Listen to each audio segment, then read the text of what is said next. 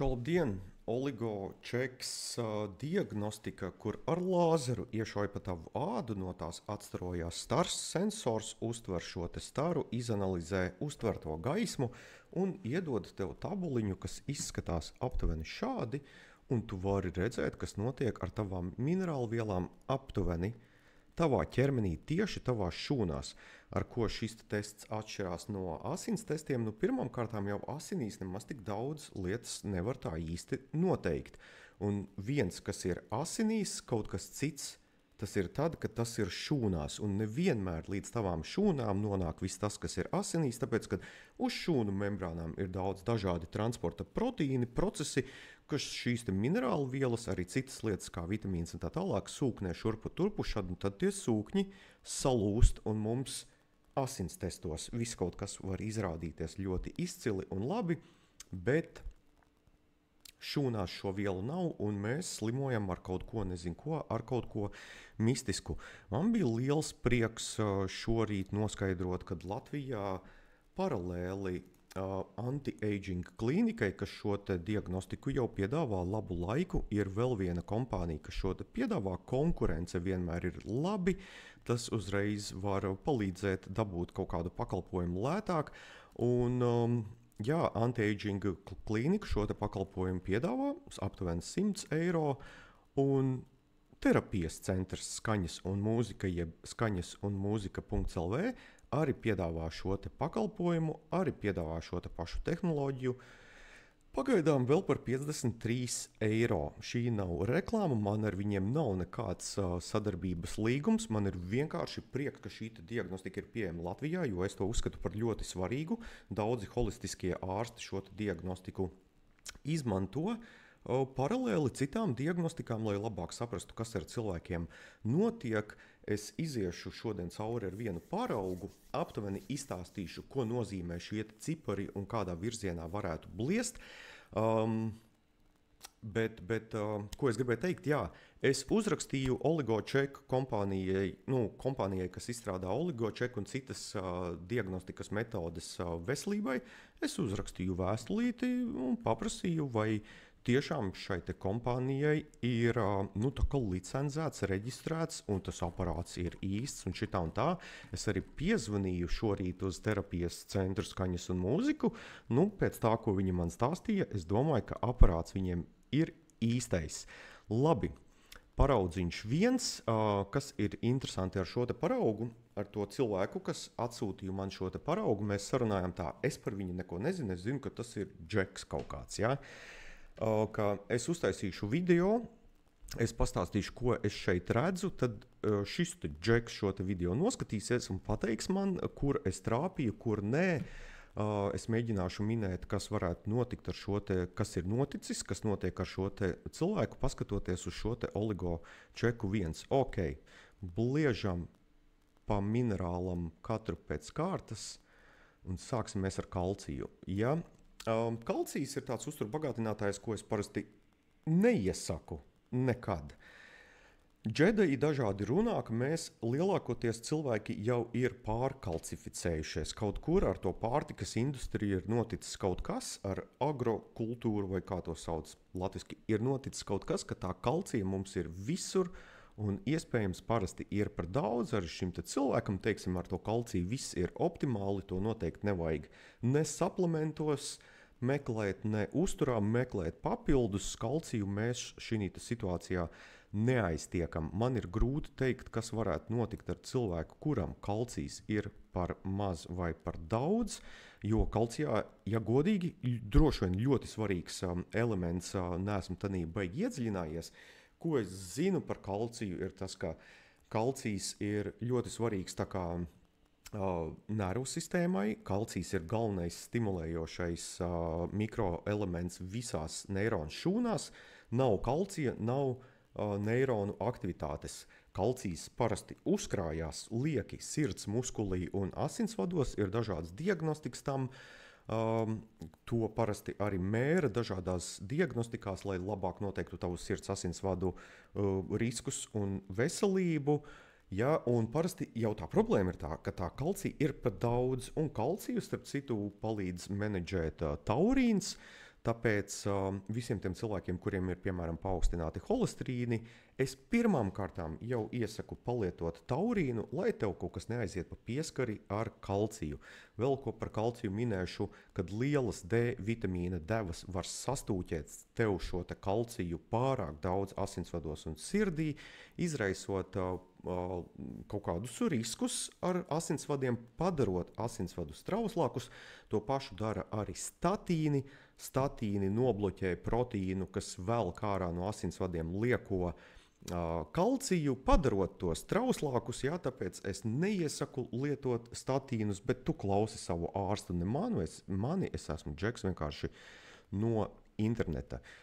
Braucam tālāk. Magnijs parasti visos šitajos testos vienmēr cilvēkiem ir nelielā deficītā. Kāpēc mums tā magnija ir par daudz, vai mēs to neuzņemam pietiekoši ar uzturu? Mans minējums ir, ka varbūt tā problēma nav tik daudz ar uzturu. Magnijs parasti ir visā, kas ir zaļš, jo tumšāks ir tas zaļais tonis tavām salātlapām, jo tur vairāk ir magnija.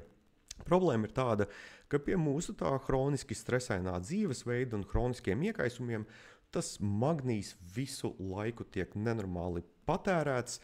Un, skaties, nav jau tā, ka to magniju var kaut kā sašķelt, sagraut vai iznīcināt, bet kad magnijs ir, piemēram, kaut kādos enzīmos vai darbojās pie enzīmiem, un šie enzīmi noārdoties, ja, tur pa pieskari aiziet arī mūsu magnijs, tas tiek izsvīsts, tas tiek izšķurāts un tā tālāk.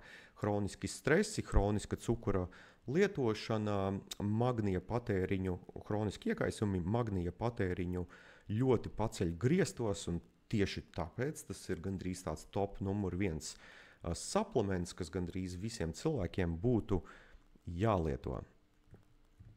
Fosfors. Fosfors ir tāda ļoti dīvaina lieta, ko gandrīz arī es nekad neiesaku lietot kā uzturu bagātinātāju. Ar fosforu tā specifika ir tāda, kā gan tu varētu iebraukt fosfora deficītā. Bet sākumā bišķu detaļas par to, kur tas fosfors ir tik svarīgs. Skaties, adenozīna 3 fosfāts ir ATP, tava superīgā enerģijas molekula visiem taviem procesiem tavā ķermenī. Adenozīna 3 fosfāts to arī nozīmē, ka adenozīnam ir pielipināts klāt 3 fosfora grupas. Visur, kur tas fosfāts ir iesaistīts, ir šī te enerģijas vielmaiņas sistēmā. Arī kreatīns, kas ir tāds tā kā šī te ATP enerģijas rezerves buferis, to dara ar fosfātu. Cukura vielmaiņā tie fosfāti visu laiku tiek spraudelēti šurpu turpu, izmantojot ATP. Fosfors tātad ir nenormāli svarīgs tavai enerģijai. Bet uzturā fosfors ir gaļās. Jau pirmām kārtām gaļas, zivis, olas, tie ir labākie fosfora avoti. Bet kā var iebraukt fosfora deficītā, ir ēdot ļoti daudz cukuru, ļoti daudz tauku un ļoti maz proteīnu. Ja? Tāpēc fosforu kā uzturu bagātinātāju es nelietoju, es vienkārši saku, klausies, tev no uztura būtu jāuzbalansē šīs lietas. Paskaties, paņem nost kaut kādus cukurus, paņem nost kaut kādus taukus un mauc daudz gaļas. Man vislabāk patīk, visaugstākā kvalitāte, visaugstākā pievienotā vērtība ir jaunlops, lielops, kāza aita, brieži, aļņi, visas šīs sarkanās gaļas, jo sarkanāka gaļa, jo tur vairāk ir fosfora. Tas ir vienkāršs un efektīvs veids, kā šo fosfora līmeni atjaunot tavā ķermenī. Silīcijs ir tāds bišķu mistērijām apvīts minerāls. Es visu laiku cilvēkiem redzu šo te minerālu vielu deficītā. Un labi silīcija avoti uzturā ir nerafinēti cukuri. Kvass ir tāds, jo to taisa no iesaliem. Ja? Dažādi iesali ir labs silīcija avots. Kļavu sīrups, iespējams, ir labs silīcija avots. Nerafinētie niedru cukuri un visādi citi nerafinētie brūnie cukuri ir labs silīcija avots. Kāpēc? Tāpēc, ka šajos cukuros šis silīcijs tā kā ielīp iekšā tā vislabākajā, visabsorbējamākajā formā. Ja? Nevienmēr cukuri ir slikti, baltais cukurs ir nevērtīgs, tur nav nekāda silīcija iekšā, šie te brūnie, nerafinētie cukuri, dažādi kvasi, iesalu dzērieni, ir labs silīcija avots tiem, kam ar cukuru ir problēmas, tos kvasus piļīt nevajag, tajos vēl joprojām ir ļoti daudz cukura, ja? Bet silīcijas kā uztura bagātinātais savukārt ir tāds bambusa asnu ekstrakts. Iespējams, silīcija deficīts ir saistīts ar ausu džingstēšanu. Visiem, kam džingst ausis, es vienmēr šo te bambusa ekstraktu iesaku padzert, bet ko organismā dara silīcijas ir ļoti, ļoti specifiski. Mēģināšu to ātri izstāstīt. Kad tavs organisms ir hronisku iekaisumu apsēsts, tev sākās C vitamīna deficīts, jo tas tiek izrīts, dzelzs deficīts, jo tas tiek noslēpts, tava imunitāte to slēpj, tev iespējams sākās kaut kādas skābekļa problēmas vai skābekļa problēmu dēļ.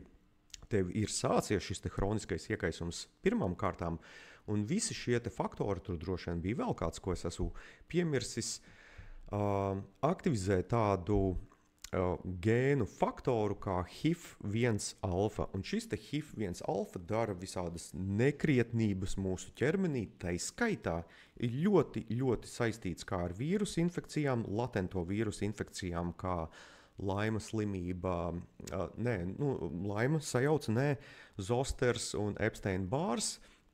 Un ar vēzi šis te HIF1-alfa pāraktivizēts ir saistīts ar vēzi.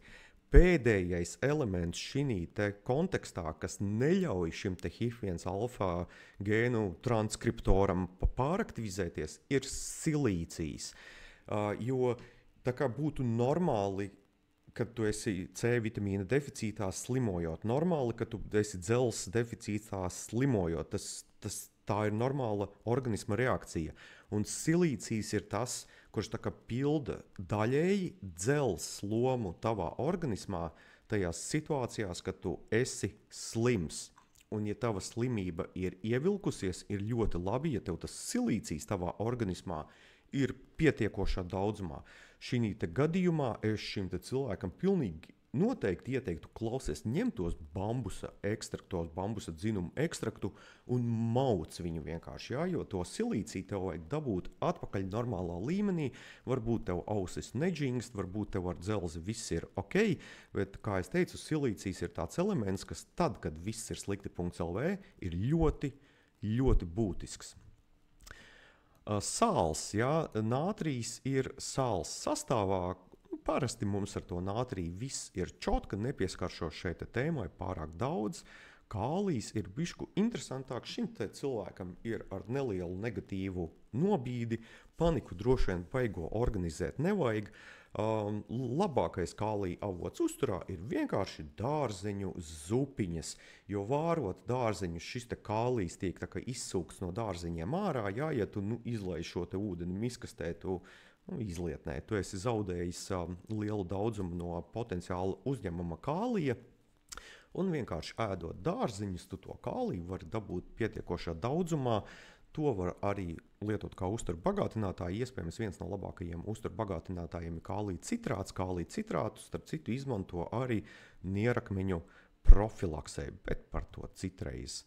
Varš.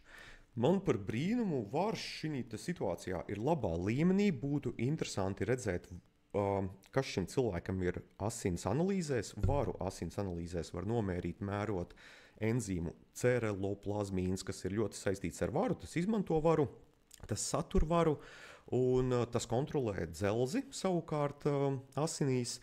Un vara daudzums sarumā, jā, ir otrs asins tests. Būtu forši redzēt, kas šeit šī situācijā ir asins testos. Varš ir, mēģināšu uzburt ainiņu, kur tas ir būtiskākais. Jā, es ar varu iepazinos pētot savas smadzenes pirmkārtām, kāpēc man tā dopamīna sistēma nestrādā un es esmu visu laiku depresjonā. Varš, kā es minēju, ir ļoti svarīgs dzelzī, bet varš un dzels kopā abi divi ir ļoti svarīgi dopamīna sintēzai. Nav šo te elementu, tev organisms tavu dopamīnu nevar vienkārši uztaisīt un tev ir bezcerīgs skats uz dzīvi. Kur vēl varbūt varu ātri iedomāties kādu labu lietu, kur tas varš funkcionē. Nu, labi, pagaidām galvā nekas neskrien. Šim cilvēkam aknas, lazdu riekstus, un kakao un spirulīnu maukt varbūt baigi nevajag, kas ir labākie vara uzturā avoti, ja? Un vara uztur bagātinātājs noteikti arī maukt nevajag. Tāpat ar cinku cilvēkam te viss izskatās kārtībā. Cinks tiek izmantots ļoti daudz funkcijās mūsu organismā. Minēšu dažas būtiskākās lietas. Tas ir ļoti svarīgs tavā serotonīna un melatonīna sintēzē, lai tev tātad miedziņš nāktu un tev tāds foršāks feelings vispār pa dzīvi ir. Cinks ir ļoti svarīgs DNS transkripcijā, kas vienkārši nozīmē to, ka normālai šūnu funkcijai to cinku vajag. Cinks ir ļoti svarīgs, lai tu varētu atjaunoties ātri pēc operācijām un grieztām plēstām, laustām un visāda tāda veida brūcēm. Kā es teicu, gēnu transkripcija. Gēnu transkripcija nozīmē arī to, ka pēc operācijas, piemēram, tavus brūcus, griezumus, viss tas dzīst labāk un ātrāk. Cinks ir ļoti svarīgs hormonu sistēmai, abiem dzimumiem pilnīgi noteikti. Un cinks ir ļoti labs avots manis iepriekš pieminētās sarkanās gaļas. Ja tev garšo austeres, ēd tās tik, cik tu vari atļauties, 2 austeres nodrošina tevi ar pilnu cinka devu dienā. Olas parastās ir arī labs cinka avots. Chroms, tas ir zvērs, ko es te nesen papētīju. Šim cilvēkam ir deficītā, kas ir interesanti, arī viņam tas te vanādīs velk bišku uz negatīvo formu. Ja? Chroms ļoti aktīvi piedalās cukura vilmaiņā, insulīna darbībā. Chroms palīdz aktivizēt glikozes transportus, nospiež, regulē labāk dažus iekaisumus, kas ir saistīti ar palielinātu cukura daudzumu. Chroms uzlabo insulīna receptoru darbību, un tieši visām šīm problēmām, kas ir saistīts ar paaugstinātu cukuru līmeni, insulīna disbalansiem un tā tālāk, chroms un nenormāli palielināt apetītu uz cukuriem, vēlmi ēst cukurus nevietā un nelaikā, teiksim tā, chroms ir tēma, ko dar izskatīt. Mans minējums ir, ka šim cilvēkam kaut kas ar to cukura vilmaiņu ir aizgājis pa pieskari, varbūt uztaisot asins analīzes, viņam būs paaugstināts glikozes līmenis, paaugstināts glikozes līmenis asinīs, un kaut kādas cukura vilmaiņas problēmas varētu būt tā, ka viņam negribās iet uz kačalku, kad viņš apēd kaudzi ar končām, jo šūnas šo te cukura enerģiju nemāk izmantot. Jods. Jods šim cilvēkam ir labā līmenī. Jods ir pirmkārt ļoti saistīts ar vairogdziedzeri. Nav joda, vairogdziedzeris gļukos. Un šim cilvēkam nekas nav jādara. Iespējams, ar vairogdziedzeri viss būs baigi forši, asins testus jau uztaisīs. Labi joda avoti ir jūras salāti, jau būtu pirmām kārtām. Jūras zivis būtu otrām kārtām, tātad jūras produkti. Ja? Un tad vēl runā, ka varot brīd pa brīdim apēst kādu ābolu sēklu. Ābolu sēklas nav baigi labs joda avots, jo bišķiņš satur kaut ko toksisku un tā, bet arī tur esot jods iekšā, kas ir ļoti specifiski jodam. Jods ir svarīgs normālai vitamīna B2 vielmaiņai. Nav joda, nestrādā B2, aiziet pa pieskari vielmaiņa un daudz dažādu procesu tavā ķermenī. Ar selēnu viss ir labi, es pieļauju domu šim cilvēkam. Nav nekādu tādu būtisku problēmu, kas ir saistīts ar antioksidantu sistēmas. Selēns tieši tāpat kā jods ir ļoti svarīgs vairogdziedzerim. Selēns ir ļoti svarīgs tavai antioksidantu sistēmai. Un ko nozīmē svarīgs antioksidantu sistēmai? Selēns darbojās tieši tur, kur tavs glutations no izmantotās formas tiek atjaunots uz aktīvo formu. Tā aktīvā forma savukārt nozīmē to, ka tas var noķert kaut kādu brīvo radikāli tavā šūnā laicīgi un neļauj tam sabojāt kaut kādu nebūt šūnas struktūru. Tā varbūt ir šūnas membrāna, kas izraisa COX-2 iekaisumus. Tas varbūt ir kaut kāds proteīns, kaut kāds receptors, kaut kāds transports, kaut kāds varbūt tas ir DNS, ko tas brīvais radikāls grib sabojāt tavā šūnā. Vienkārši sakot, tu paliec vecāks ātrāk, ja tev antioksidantu sistēma nestrādā ar selēnu, šim cilvēkam viss ir ok, Brazīlijas riekstus es viņam neteikšu, lai ēd tonnām. Ja? Sērs ir interesants zvērs.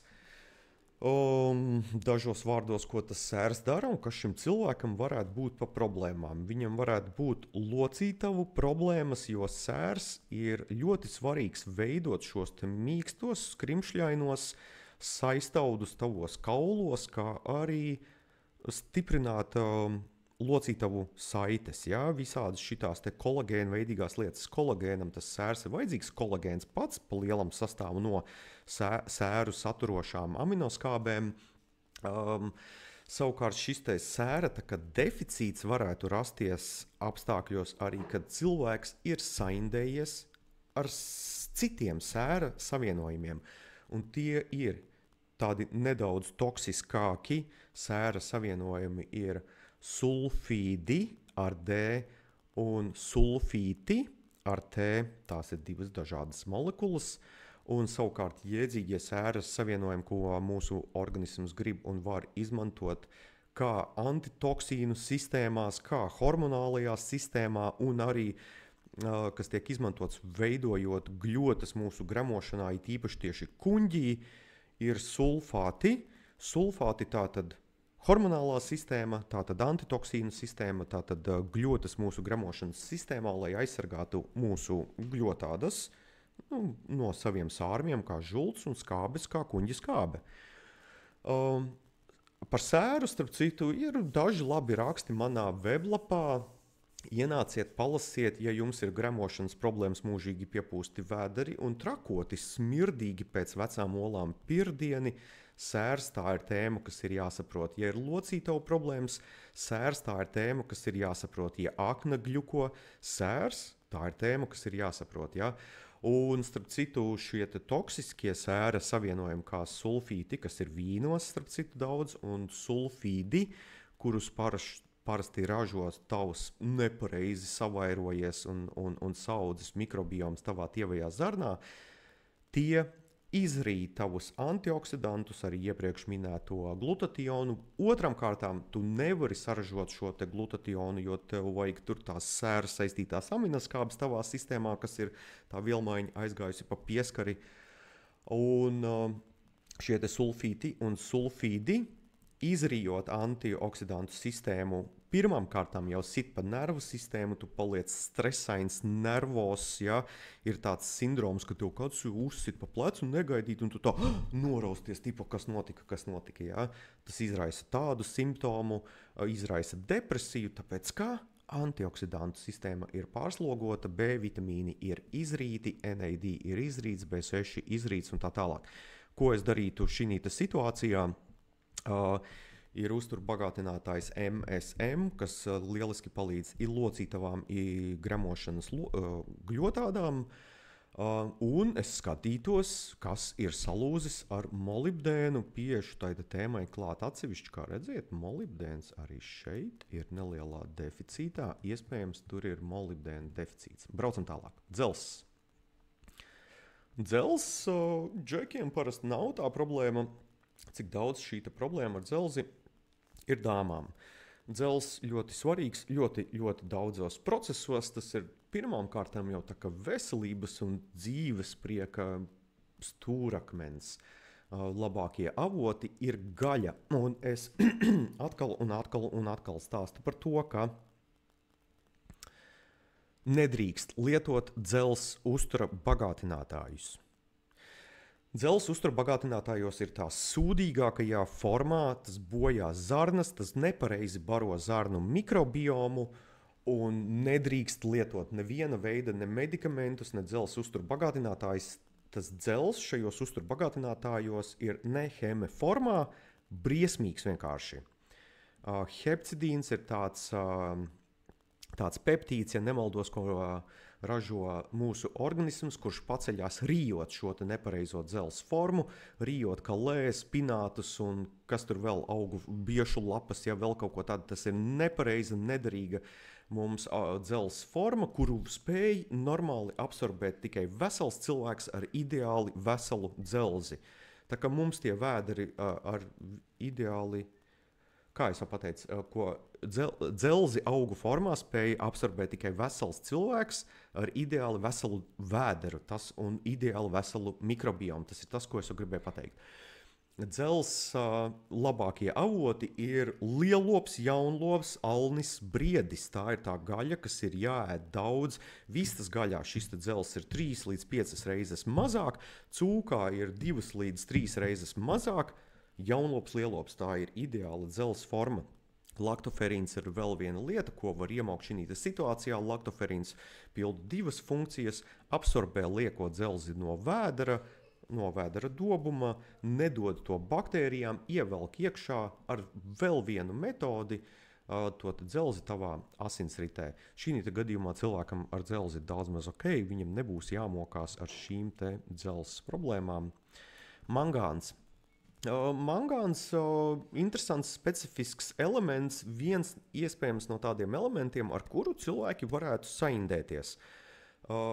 Neesmu redzējis praksē nekad to. Mangāns ir ļoti svarīgs tādiem antioksidantu enzīmiem kā superoksīdu dismutāzes. Šīs superoksīdu dismutāzes vēl izmanto arī varu un cinku, un mangāns ir viens no tiem elementiem. Superoksīdu dismutāzes ir pirmie antioksidanti, kas ķer pirmos sūdus pirmkārtām jau mitohondrijos. Mitohondriju veselība ļoti svarīga. Mitohondriju beigti, tu sāc slimot ar visu un visu kaut ko, un iespējams kaut ko nesaprotamu un neatrisināmu, ja? Tā kā šķietami neatrisināmu.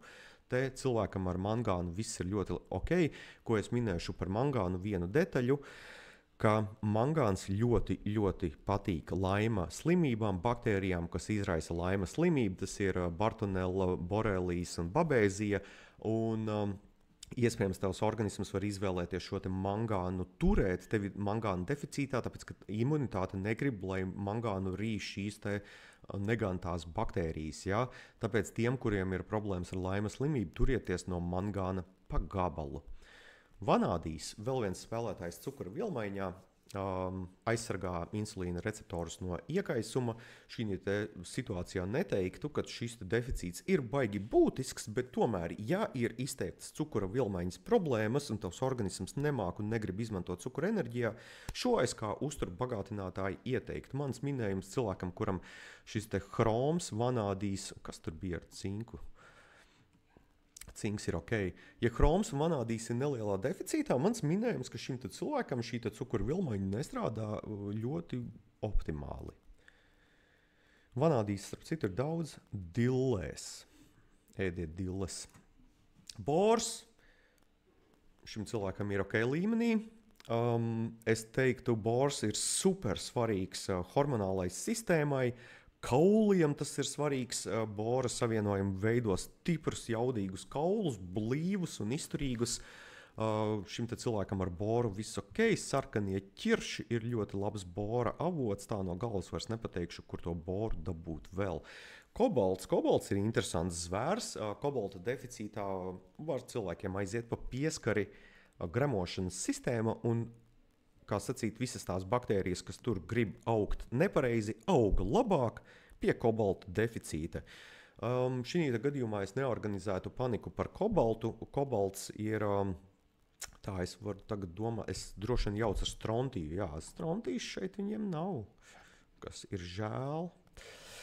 Par kobaltu es daudz nezinu, tāpēc neko daudz par to nestāstīšu. Es tikai zinu to, ka izteikts kobalta deficīts var nozīmēt arī to, ka tavās zarnās augs kaut kādi nepareizie kukaiņi nepareizās proporcijās.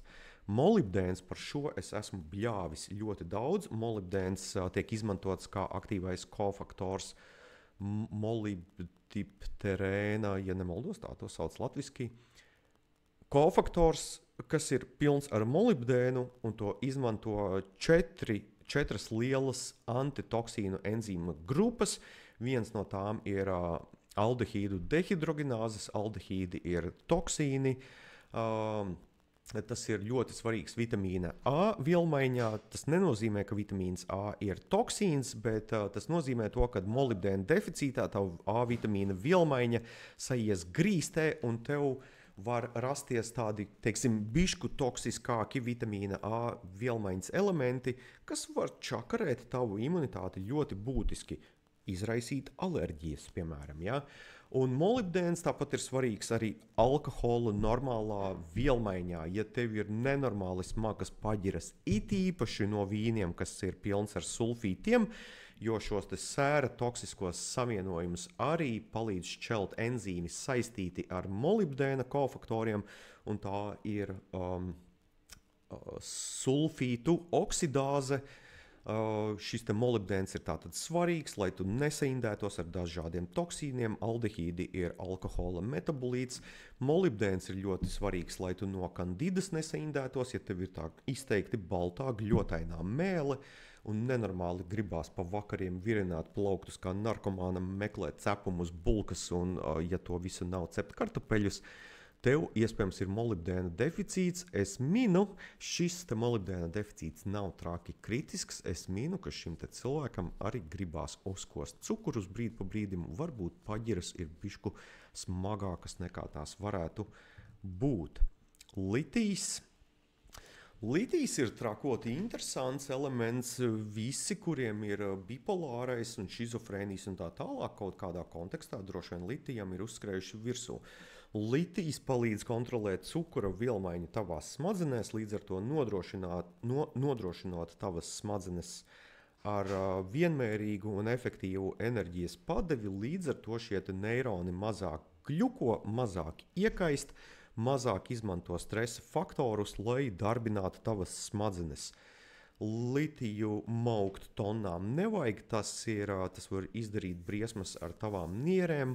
Visi, kas lieto litija preparātus, lai ārstētu savas pavisam salauztās smadzenes, to zina, ārsti cerams to zina. Un šī gadījumā litija kā uzturbagātinātāji, it īpaši, ja cilvēkam ir skumjš skats uz dzīvi, velk uz depresionu, un teiksim, tās smadzenes ir pavisam skumjas, es litiju kā uzturbagātinātāji ieteiktu arī palietot. Kur litijs ir uzturā, ir grūti minēt, tāpēc, ka šis litija daudzums ēdienā un dzeramajā ūdenī ir ļoti atkarīgs no tavas geogrāfiskās vides. Būtu forši jau uz tiem minerālu ūdeņiem kādreiz litija daudzumu norādītu, bet tas ir ļoti reti. It kā litijs ir vairāk tādos purvainos ūdeņos. Varbūt, ja tu dzīvo vietā, kur apkārt ir daudz purvu un tev ir aka vai kaut kas tāds, varbūt tu to litiju dabū pietiekoši daudz. Tā par Germāniju es nezinu gandrīz pilnīgi neko, izņemot to, ka Germānijas ir daudz ženšaņā. Braucam tālāk. Par floru es arī nezinu neko, tikai to, ka amerikāņu dzeramais ūdens ir traki saindēts ar to, it kā zobiem labs un šitā un tā, bet to kā uzturbagātinātāji nekad nevienam neiesaku maukt un tā. Labi, pēdējā lieta, kurai es pieskaršos minimāli, ir tādi jēdzieni kā minerālu vielu balansi. Un tie tiešām var būt ļoti specifiski, katru no tiem vajadzētu izpētīt riktīgi specifiski, bet šī gadījumā risinājums ir baigi vienkārši. Tu nemauc pastiprināti to, kas tev ir par daudz, tu pamauc pastiprināti to, kas tev ir deficītā, tādā veidā tu vari sabalansēt sevi. Ar šo es arī beigšu par šo testu, rādīšu cilvēkam video, prasīšu, ko es trāpīju, ko nē, vai šī testā ir vēl visādas lietas, kas prasītu ļoti daudz, lai es jums tās izskaidrotu. Nav jau tā, ka es pilnīgi visu zinu un pilnīgi visu saprotu par šo testu, bet es esmu gatavs riktīgi izstudēt šo oligočeku, tāpēc, ka es redzu to kā ļoti jēdzīgu, superīgu testu, kuru veikt, it tīpaši situācijās, kad tu nesaproti, kas ar tevi notiek, it tīpaši situācijās, kad tu padzēri biškus suplementus un tas neko tev nemainīja tā būtiski, ja? Šis ir ļoti foršs, ļoti pat pieejams un relatīvi lēts diagnostikas tests, ir īpaši, kad mēs tagad zinām, vai tagad varēšu atvērt tā smuki, ka mums Latvijā ir vēl viena kompānija, kas šo lielisko pakalpojumu piedāvā par 53 eiro. Cenrādi atvērsim, kur mums ir Oligočeki ir šeit, pieprasīts tas ir, jā.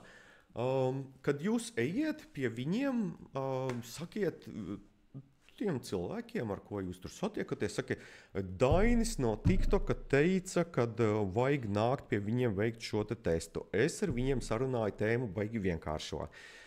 Kad cilvēki ies pie viņiem, teiks, ka Dainis viņiem ieteica šo te testu no sirds, ja? Un ja viņiem patiks, cik daudz klientu pie viņiem nāks, mēs varbūt sarunāsim kaut kādu darījumu par to, ka palīdzēšu viņiem pareklamēt šo te foršo un jēdzīgo pakalpojumu un izskaidrot cilvēkiem, kas tas ir un šitā un tā. Es tiešām no sirds iesaku, bet nauda jau arī kaut kā jāpelna un šitā un tā. Superīga diagnostika. Šoreiz viss. 4272.